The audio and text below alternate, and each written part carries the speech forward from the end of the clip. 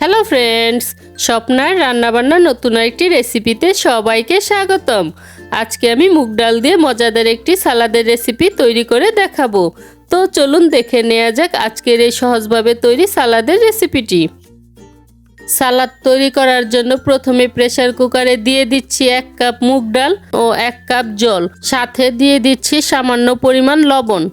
আর এই মুগ ডালটাকে আমি ভেজে ভালো করে ধুয়ে জলটা ঝরিয়ে নিয়েছি। জলের পরিমাণটা এমন হবে যাতে ডালটা সিদ্ধ হয়ে এর মধ্যেই জলটা শুকিয়ে যায়। এবার ঢাকনা দিয়ে ঢেকে এটাকে 2টা সিটি দেওয়া পর্যন্ত অপেক্ষা করব।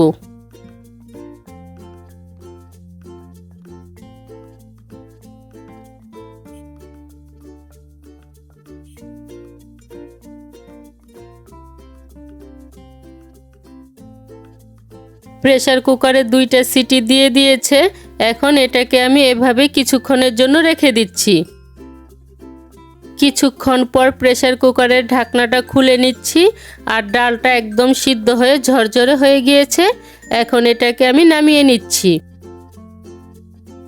এখন সিদ্ধ করে নেওয়া ডালের সাথে দিয়ে দিচ্ছি আধা কাপ কিউব করে কেটে নেওয়া শসা কুচি, আধা কাপ টমেটো কুচি, আধা কাপ ক্যাপসিকাম কুচি, আধা কাপ গাজর কুচি, 2টা কাঁচামরিচ কুচি, ছোট সাইজের একটি পেঁয়াজ কুচি, সামান্য পরিমাণ ধনেপাতা কুচি, স্বাদমতো লবণ, আধা চা চামচ সাদা গোলমরিচের গুঁড়ো, আধা চা চামচ বিট লবণ ও 1 চা চামচ আমচুর পাউডার দিয়ে ভালো করে মিশিয়ে নিচ্ছি। যদি হাতের কাছে আমচুর পাউডারটা না থাকে তাহলে 1 টেবিল চামচ লেবুর রস ভালো করে মিশিয়ে নেবেন।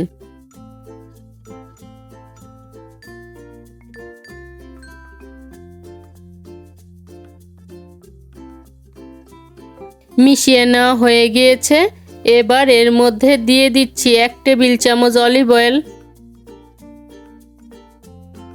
ও 1 কাপ পনির। এখন এগুলোকে আমি হালকা হাতে মিশিয়ে নিচ্ছি।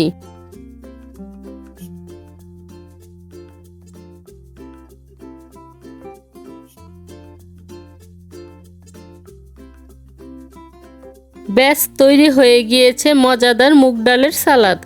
আজকের এই সহজভাবে তৈরি মুগ ডালের সালাদের রেসিপিটি যদি ভালো লেগে থাকে তাহলে স্বপ্নার রান্নাবান্না চ্যানেলটি সাবস্ক্রাইব করে পাশে থাকা বেল আইকনে প্রেস করতে ভুলবেন না।